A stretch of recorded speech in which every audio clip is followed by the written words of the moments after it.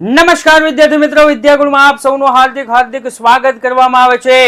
એકમ કસોટી 3 આવી ચૂકી છે અને એ એકમ કસોટી 3 ની પ્રશ્ન બેંક પણ આવી ચૂકી છે. રેડી, યાદ રાખજો, પ્રશ્ન બેંક પણ આવી ચૂકી છે સાહેબ.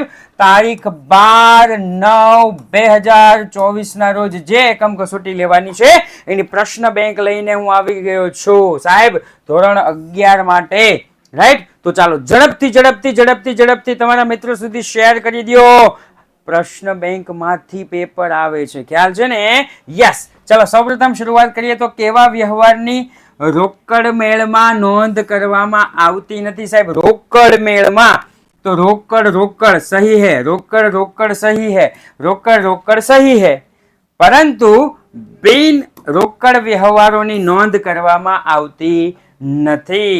ત્યાર પછી તો કે સાહેબ, ત્યાર પછી આપણે આગળ વધી જઈએ તો પ્રશ્ન નંબર 2, બેંક આપણા ખાતે વ્યાજ જમા કરે ત્યારે શું થાય સાહેબ?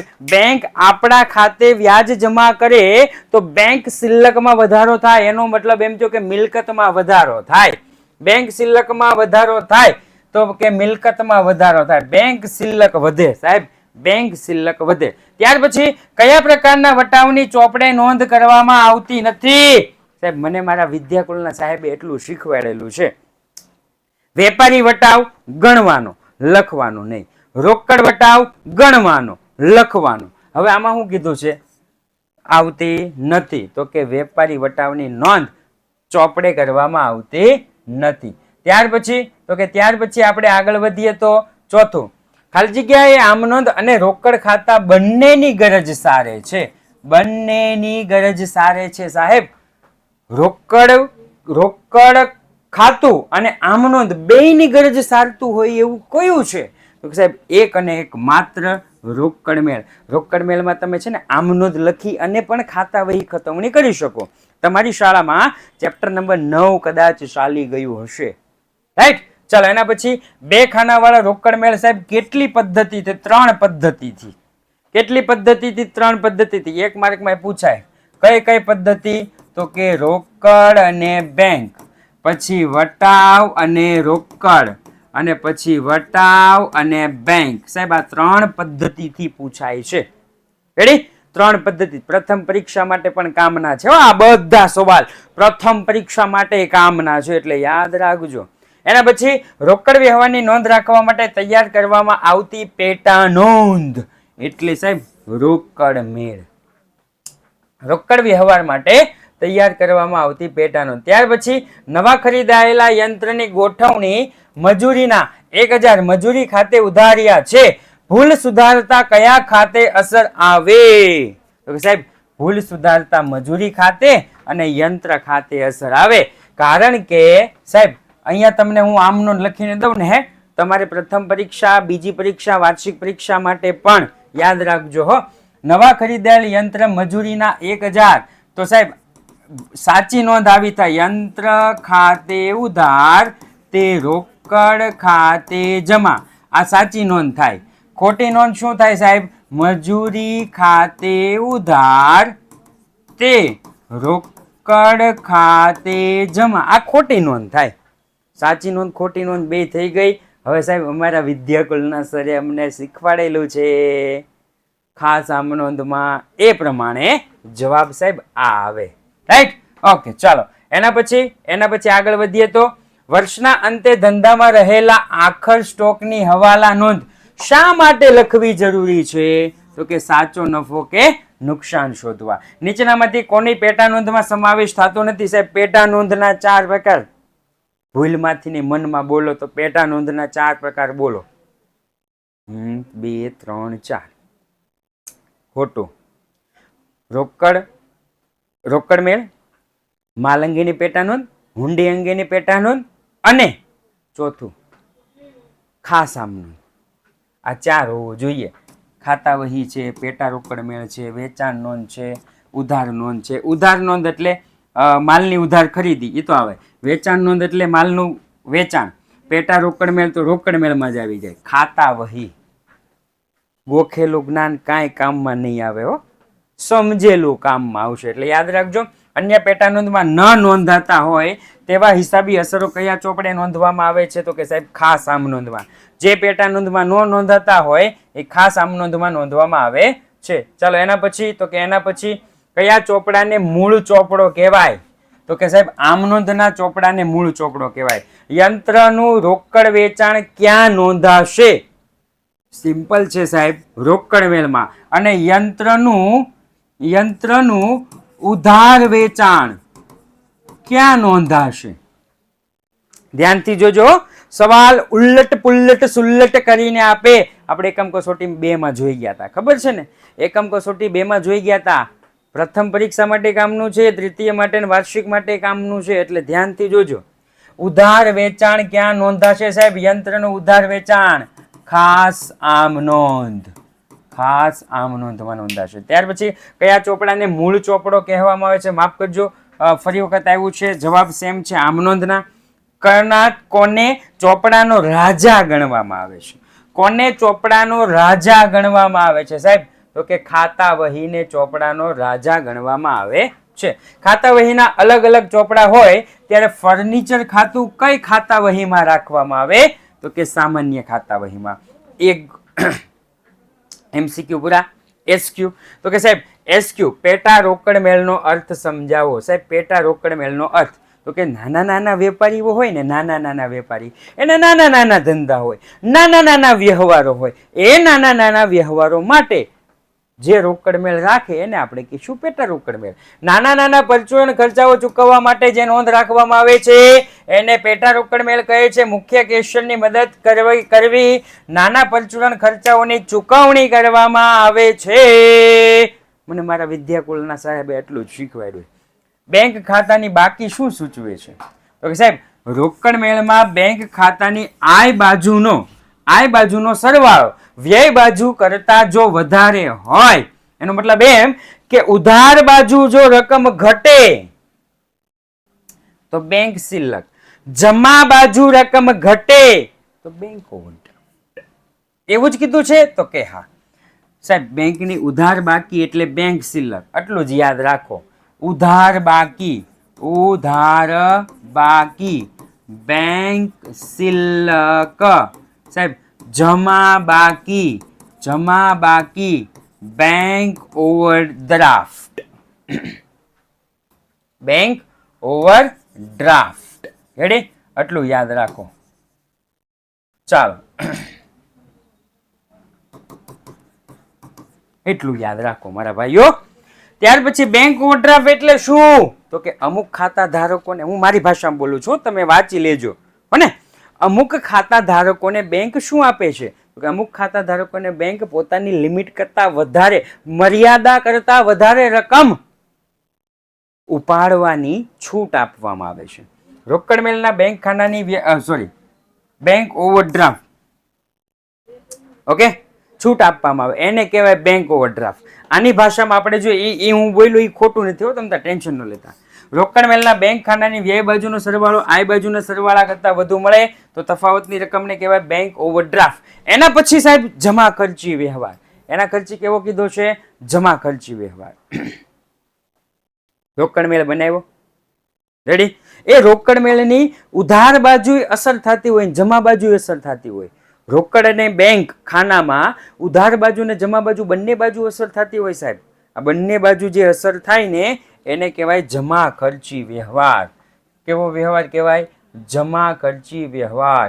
ત્યાર પછી ખાસ આમ નોંધ કોને કહેવાય? તો કે અન્ય પેટા નોંધમાં જે વ્યવહાર નોંધાતા નથી અને એ જે વ્યવહાર નોંધવામાં આવે એને ખાસ આમ નોંધ કહેવાય. 10,000 નું યંત્ર મિત પાસેથી શાખ પર કરી દો. સાહેબ યંત્ર મિત પાસેથી શાખ પર કરી દો. આ વ્યવહાર હમણાં જ MCQ માં જોઈ ગયા કે યંત્ર ઉધાર ખરીદો તો ખાસ આમ નોંધમાં, રોકડેથી ખરીદો તો રોકડ મેળમાં. ખાસ આમ નોંધ કયા કયા વ્યવહારો નોંધવામાં આવે છે? તો કે શરૂઆતની આમ નોંધ, અન્ય પેટા નોંધમાં ન લખાતા હોય એવા, ભૂલ સુધારણા નોંધ, ખાતાની ફેરબદલી હોય, આખર નોંધ હોય કે હવાલા નોંધ હોય. ક્લિયર? સાહેબ તમે આ બધા MCQ લાવો છો ક્યાંથી? સર તમે આ બધા MCQ લાવો છો ક્યાંથી? તો કે સાહેબ અહીંયાથી. ક્યાંથી? અહીંયાથી. યુથ એજ્યુકેશન નામની એપ્લિકેશન છે સાહેબ, યુથ એજ્યુકેશન નામની એપ્લિકેશન છે, 2017 થી કાર્યરત છે, નામ ચેન્જ હજી નથી થયું. એને તમે ડાઉનલોડ કરશો ને સાહેબ એટલે અહીંયા તમારે મેનુ આવશે. અહીંયા મેનુમાં તમારે જવાનું ગુજરાતી ધોરણ 11 કોમર્સ. કોમર્સની અંદર જાશો એટલે કોમર્સના બધા જ વિષયો આવશે. જેવું જ ક્લિક કરશો એટલે તમને ચેપ્ટર વાઇઝ આવું મેનુ દેખાશે.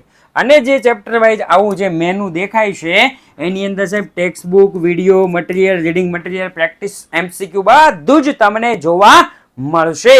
અને એ જે બધું જોવા મળશે એના પરથી તમે તમારા 30% હેતુલક્ષી જે સરકારે બહાર પાડ્યા છે ને 30% હેતુલક્ષી આમાંથી તમે મેળવી શકશો સાહેબ. 30% હેતુલક્ષી પ્રથમ પરીક્ષા હોય, દ્વિતીય પરીક્ષા હોય કે વાર્ષિક પરીક્ષા હોય કે ધોરણ 12 હોય, બધા જ માટે બેસ્ટ એપ્લિકેશન છે. ઓકે, ચાલો આપણે આગળ વધીએ. તો વિભાગ સી તરફ આપણે આગળ વધીએ તો વિભાગ સી માં સાહેબ આપણને એવું કીધું છે કે નીચેના વ્યવહારોની ખાસ આમનોંધ લખો. હું કીધું છે ખાસ આમનોંધ 3 આપી છે 3 ગુણમાં. 18,000 પગાર ચૂકવવાનો બાકી છે સાહેબ. ચૂકવવાનો બાકી એટલે દેવું થાય અને દેવું થાય જમા. આમનોંધ શું થાય? પગાર ચૂકવવાનો એટલે કે ખર્ચ થયો, પગાર ખાતે ઉધાર તે ચૂકવવાના બાકી પગાર ખાતે જમા. પગાર ખાતે ઉધાર તે ચૂકવવાના બાકી પગાર ખાતે જમા. વેચાણ પરત ₹9,000 ખાતું બંધ કરવાની આમનોંધ લખો સાહેબ. વેચાણ પરત વેપાર ખાતાની જમા બાજુ આવે. આપણે છે ને વાર્ષિક હિસાબ જ્યારે શીખશું ત્યારે આ ડિટેલમાં શીખશું. રેડી? પણ એટલી ખબર છે કે વેપાર ખાતાની ઉધાર તે વેચાણ પરત ખાતે જમા. ત્યાર પછી તો કે 3,000 નો માલ ધર્માદામાં આપ્યો સાહેબ. ધર્માદા આપ્યો. ધર્માદા ખર્ચ ખાતે ઉધાર તે ખરીદ ખાતે જમા. એના પછી બીજા 3 વ્યવહારો આપણને આપેલા છે. એકદમ સિમ્પલ વ્યવહારો છે. 14,000 નું ફર્નિચર મલાઈને 10,000 માં વેચ્યું સાહેબ. આપણે આમ નોંધનો નિયમ છે, ચેપ્ટર નંબર 4 માં આમ નોંધનો નિયમ છે. શું છે ખબર છે? મને મારા વિદ્યાકુલના સરે એવું શીખવાડ્યું કે જો મિલકત વેચતા નફો થાય તો ધ્યાનમાં નહીં લેવાનું. યાદ રાખજો, મિલકત વેચતા નફો થાય તો ધ્યાનમાં નહીં લેવાનું, પણ જો નુકસાન જાય તો ધ્યાનમાં લેવાનું. 14,000 નું ફર્નિચર છે, 10,000 માં વેચો, 4,000 નું નુકસાન ધ્યાનમાં લીધું. જો ફર્નિચર જાય તો જમા 14,000, રોકડા મળે છે કેટલા? 10,000, મલાઈ 10,000, 4,000 નું નુકસાન. ક્લિયર? આપણા 9,200 ના દેવા પેટે દેવાંશે લખેલ 5,000 ની હુંડી આપણે સ્વીકારી. હુંડી આપણે સ્વીકારી. દેવાંશે લખેલ સાહેબ. દેવાંશ લખે તો દેવાંશ લખનાર એના માટે લેણી હુંડી, આપણા માટે દેવી હુંડી. રેડી? તો આપણે દેવાંશને 5,000 હતા તો અહીંયા કેટલા? 5,000. દેવાંશ ખાતે ઉધાર તે દેવી હુંડી ખાતે જમા. મજૂરી ખાતાના બાકી 6,000 છે. વર્ષના અંતે ખાતું બંધ કરવાનું. મજૂરી છે ને, મજૂરી વેપાર ખાતાની ઉધાર બાજુ આવે. મને એટલી ખબર છે, મજૂરી વેપાર ખાતાની ઉધાર બાજુ આવે. એટલે અહીંયા લખ્યું છે વેપાર ખાતે ઉધાર તે મજૂરી ખાતે જમા. વાર્ષિક હિસાબ જ્યારે આપણે શીખશું ત્યારે ઇન ડિટેલ તમને ફૂલ જોવા મળશે, અથવા તો વિદ્યાકુલના સરે જે રીતે શીખવાડ્યું છે એ રીતના આપણે જોઈ લઈએ. ત્યાર પછી સાહેબ આપેલ વટાવ ખાતાની બાકી 1,500 છે. ખાતું બંધ કરવાની આમનોંધ લખો સાહેબ. આપેલ વટાવ છે ને, આપેલ વટાવ એ નફા નુકસાન ખાતાની ઉધાર બાજુ આવે અને મળેલ વટાવ નફા નુકસાન ખાતાની જમા બાજુ આવે. રેડી? તો આપેલ વટાવ તો કે નફા નુકસાન ખાતાની ઉધાર બાજુ, નફા નુકસાન ખાતે ઉધાર તે આપેલ વટાવ ખાતે જમા. આખર માલ સ્ટોક 72,000 છે. આખર સ્ટોક કેટલો છે? 72,000 છે. રાઈટ? તો એની આમ નોંધ તો કે આખર સ્ટોક ખાતે ઉધાર તે વેપાર ખાતે જમા. આખર સ્ટોક છે ને એ મિલકત માફ કરજો, મિલકત લેણા બાજુ તો લખાય જ, એની બીજી અસર મિલકત લેણા બાજુ આવે, પણ એક અસર વેપાર ખાતાની જમા બાજુ આવે. ત્યાર પછી ત્રીજું તો કે લેણું. લેણું એટલે સાહેબ દેવાદાર. દેવાદાર હંમેશા ઉધાર થાય. આ તો સિમ્પલ છે, આમ નોંધમાં આવી ગયું. તો એ આ તમને પહેલું અને બીજું થોડુંક ટફ જેવું લાગે, પણ ત્રીજું તો એકદમ સિમ્પલ છે. નીચેના વ્યવહારો જેનિશની આમ નોંધ લખો. ભૂમિ પાસેથી 2100 લેવાના હતા જે વસૂલ થઈ શકે તેમ નથી સાહેબ. ગાલ ખાદ. હું ગાલ ખાદ ઘાલખાત ધંધા માટે નુકસાન, ઉધાર, ઘાલખાત ખાતે ઉધાર, તે ભૂમિ ખાતે જમા. અંગત વપરાશ માટે 3000 નો માલ લઈ ગયા. સાહેબ અંગત વપરાશ માટે 3000 નો માલ લઈ ગયા. રેડી? માલની અન્ય રીતે જાવક, ખરીદીમાં ઘટાડો, ખરીદ ખાતું જમા. ઉપાડ ખાતે ઉધાર, તે ખરીદ ખાતે જમા. ઈશાનને ચૂકવેલ પગાર 1500 ઈશાન ખાતે ઉધારેલ છે. આમાં સાહેબ સાચી નોંધ અને ખોટી નોંધ બે કરવી પડશે. મને મારા વિદ્યાકુલના સાહેબ એવું શીખવાડ્યું છે. ઈશાનને ચૂકવેલ પગાર રૂપિયા 15000, તો લખીશ પગાર ખાતે ઉધાર 15000, તે રોકડ ખાતે જમા 15000. સાહેબ ખોટી નોંધ શું થાય? ઈશાન ખાતે ઉધારેલ છે. અહીંયા લખીશ ઈશાન ખાતે ઉધાર, તે રોકડ ખાતે જમા. ક્લિયર? સાચી નોંધ ખોટી નોંધ બધું જ વિદ્યાકુલની અંદર તમને જોવા મળી જશે. ચાલો એના પછી, તો કે એના પછી યસ ખાતા વહીમાં ખતવણી કરો. સાહેબ આમ નોંધ લખી ખાતા વહીમાં ખતવણી કરો. રેડી? તો અહીંયા સૌ પ્રથમ જુઓ, 80000 રોકડા, 20000 નું ફર્નિચર લાવી ધંધો શરૂ કર્યો. એટલે કે રોકડ ખાતે ઉધાર, ફર્નિચર ખાતે ઉધાર, તે મૂડી ખાતે જમા. પછી બેંકમાં 30000 ભરી ખાતું ખોલાવ્યું. બેંકમાં 30000 ભરી ખાતું ખોલાવ્યું. બેંક ખાતે ઉધાર, તે રોકડ ખાતે જમા. મહેન્દ્ર પાસેથી 12000 નો માલ 6% વેપારી વટાવે ખરીદ્યો. તે પેટે 4000 રોકડા ચૂકવ્યા. ઓકે, ચાલો ખરીદ્યો છે ને, તો ખરીદ ખાતે ઉધાર, તે રોકડ ખાતે જમા, તે વટાવ ખાતે જમા, તે મહેન્દ્ર ખાતે જમા. 3 જમા થશે. ક્લિયર? પહેલાની આપણે આમનો જોઈ લઈએ. રોકડ ખાતે ઉધાર 80000, ફર્નિચર ખાતે ઉધાર 20000. હું એનો જવાબ જો અહીંયા લખું છું. એનો જવાબ અહીંયા લખું છું. ખાતા વહી ખતવણી, રોકડ ખાતે ઉધાર 20000. હું મારી જાતે જ લખું છું, જાતે જ લખું છું, એટલે કોઈ ઉપાધિ નહીં. બીજું છે ફર્નિચર ખાતે ઉધાર, ફર્નિચર ખાતે ઉધાર 80000, તે મૂડી ખાતે જમા 1 લાખ, તે મૂડી ખાતે જમા 1 લાખ. ક્લિયર? આવી આમ નોંધ થઈ. હવે સાહેબ ખાતા વહીમાં ખતવણી, તો કે સાહેબ ખાતા વહીમાં ખતવણી કરીએ તો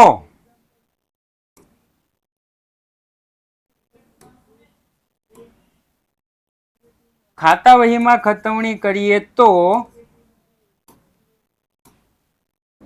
પહેલા તો કે રોકડ ખાતું બનાવવાનું, બીજું ફર્નિચર ખાતું બનાવવાનું, ત્રીજું મૂડી ખાતું બનાવવાનું.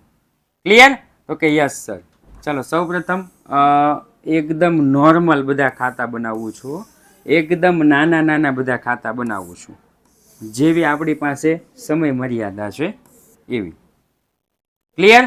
ચાલો પહેલામાં હું આખે આખું લખીશ, બીજા એકેયમાં લખીશ નહીં, બીજા એકેયમાં લખીશ નહીં, બીજા એકેયમાં લખીશ નહીં.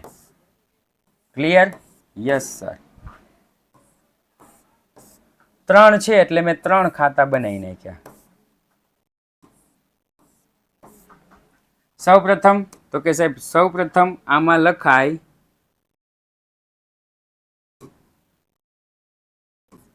તારીખ, વિગત, નોપા, રકમ રૂપિયા. તારીખ, વિગત, નોપા, રકમ રૂપિયા. આ જમા બાજુ, જમા બાજુ, જમા બાજુ. આ ઉધાર બાજુ, ઉધાર બાજુ, ઉધાર બાજુ. હવે પહેલું રોકડ ખાતું છે, અહીંયા લખીશ રોકડ ખાતું.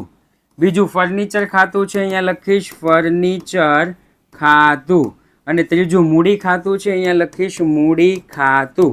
હવે આનો એક સામાન્ય નિયમ તમને કહી દઉં, આનો એક સામાન્ય નિયમ તમને કહી દઉં કે ઉધાર બાજુ, ઉધાર બાજુ જમા વાળી વિગત અને જમા બાજુ, જમા બાજુ ઉધાર વાળી વિગત. ઉધાર બાજુ જાવ ને ઉધાર બાજુ તો જમા વાળી વિગત, જમા બાજુ આવે ને તો ઉધાર વાળી વિગત. ફોર એક્ઝામ્પલ રોકડ ખાતે ઉધાર, રોકડ ખાતાની ઉધાર બાજુ તારીખ 1 જમા વાળી વિગત, મૂડી ખાતે કેટલા? તો કે 20,000. ક્લિયર? બીજી લીટી, એક એક સ્ટેપ બાય સ્ટેપ લીટી લેતી જવાની. ફર્નિચર ખાતે ઉધાર 80,000. તો ફર્નિચર ખાતાની ઉધાર બાજુ જમાવાળી વિગત મૂડી ખાતે કેટલા? તો કે 80,000. મૂડી ખાતે જમા, તો મૂડી ખાતાની જમા બાજુ, મૂડી ખાતાની જમા બાજુ લખીશ તારીખ 1, બંનેના નામ લખવાના. રોકડ ખાતે, ફર્નિચર ખાતે, બંનેના લખવાના, કારણ કે બે ઉધાર છે તો બે ના લખી દેવાના. રકમ લખવાની 20,000, રકમ લખવાની 20,000 અને 80,000.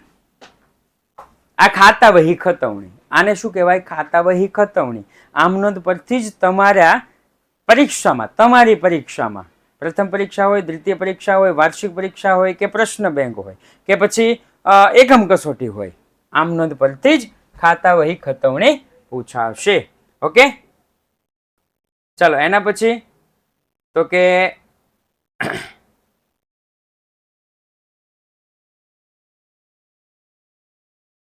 જો આ ડાયરેક્ટ છે, આ ડાયરેક્ટ જ તમને આપી દીધું હોય, આ ડાયરેક્ટ જ તમને આપી દીધું હોય, ડાયરેક્ટ જ આપણને આમ નોંધ આપી દીધી છે ને તરત કહી દીધું ખાતા વહી ખતવણી કરો.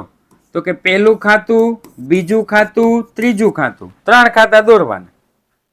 રોકડની ઉધાર બાજુ જવાનું, આ બે ના નામ લખવાના. આની જમા બાજુ જઈ અને રોકડ લખવાનું, આની જમા બાજુ જઈ અને રોકડ લખવાનું. બસ રકમ લખી દેવાની, તારીખ લખી દેવાની. એકદમ ઈઝી ચેપ્ટર છે. ત્યાર પછી 6 ગુણમાં, 6 ગુણમાં સાહેબ 6 ગુણમાં પૂછાય છે ખરીદ નોંધ, ખરીદ પરત નોંધ, ખરીદ નોંધ, ખરીદ પરત નોંધ. દાખલો જાતે ગણજો. અહીંયા તમને ટોટલ આપી દીધા છે, એટલું જ યાદ રાખવાનું. વધારાનો ખર્ચો નથી લેવાનો, વધારાનું કાંઈ નહીં. ધ્યાનથી સાંભળજો. મને મારા વિદ્યાકુલના સાહેબે એટલું શીખવાડેલું છે, માત્ર માલની ઉધાર, અહીંયા શું છે? ખરીદી. બસ પતી ગયું સાહેબ. મજૂરી લવ નહીં, મજૂરી નથી લેવાની સાહેબ. વસેક કરું, વસેક નહીં સાહેબ. રેલવે નું આપ્યું છે એનું કરું, કાંઈ નહીં. ખાલી વેપારી વટાવ હોય ને તો એ બાદ કરવાનો, રોકડ બોકડ વટાવ બાદ નહીં કરવાનો. ઓકે, અડધા નાણાં ચેકથી ચૂકવ્યા, આની અસર થશે રોકડ. ઓકે, આની અસર થશે. માલ ખરીદ્યો, આની અસર થશે. છેલ્લે જ હું જોઈ જાઉં, પ્રમાણે ન હોવાથી પરત કર્યો, આની નોંધ થશે. વટાવની શરતે ખરીદ્યો 3%, 15 દિવસની અંદર, હજી 15 દિવસ નથી થયા. પંકજે ખરીદેલ માલ પૈકી 20% માલ પરત કર્યો, આની નોંધ થશે. અને કોમલની નોંધ થશે નહીં, કારણ કે આપણને એવું કહી દીધું છે બેંકમાં ચેક ભર્યો. ક્લિયર? ત્યાર પછી તો કે ત્યાર પછી છે ખરીદ નોંધ, ખરીદ પરત નોંધ. એના જેવું જ છે, એનો પણ મેં સરવાળો આપી દીધો છે. ઘણી વખત આપણને આવું પૂછે કે ખાનાવાળી ખરીદ નોંધ. ઘણી વખત આપણને શું પૂછે? ખાનાવાળી ખરીદ નોંધ. આજે સાહેબ ખાનાવાળી ખરીદ નોંધ છે ને, એમાં સૌ પ્રથમ ખાના બનાવી દેવાના. ટેબલ, ખુરશી, ટીપાય. ક્લિયર? નિયમ તો સેમ જ હો, નિયમ સેમ જ, એમાં કોઈ ફરક નહીં. માત્ર માલની ઉધાર ખરીદી એટલે કે ટેબલ, ખુરશી અને ટીપાઈ એની ખરીદી હોય તો જ એનું વેચાણ હોય તો જ, અથવા તો વેચાણ કે વેચાણ પરત હોય. બાકી એક્સ્ટ્રા ખર્ચ એક પણ નહીં. ધ્યાનથી સાંભળજો, પછી એમ ન કહેતા કે કીધું નહોતું.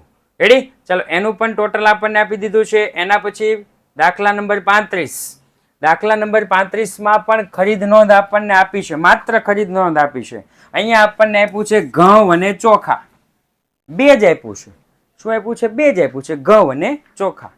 ખરીદી કરો તો ઉધાર બાજુ ને વેચો તો જમા બાજુ. ચાલો એના પછી તો પણ ખરીદ નોંધ આપણને આપેલી છે. રાઈટ? ઓકે, ચાલો હજુ એક વિગત મારે કહેવાની હતી સાહેબ. હું જે વિદ્યાકુળ કરું છું, એ વિદ્યાકુળ જે કરું છું એનું માસ્ટર બેચ તમારી સમક્ષ હાજર થાય છે. રેડી? 12 તારીખે 12/9/2024 ના રોજ 1 થી પ્રથમ ચેપ્ટર થી શરૂ થવાનું છે. પરંતુ આ કોના માટે છે? તો કે સાહેબ આ છે ધોરણ 10 અને ધોરણ 12 માટે. એકડે એકથી. એટલે તમારા કોઈ મિત્ર 12મું ભણતા હોય અને એને જો એકડે એકથી ભણવું હોય તો જરા સજેશન કરશો.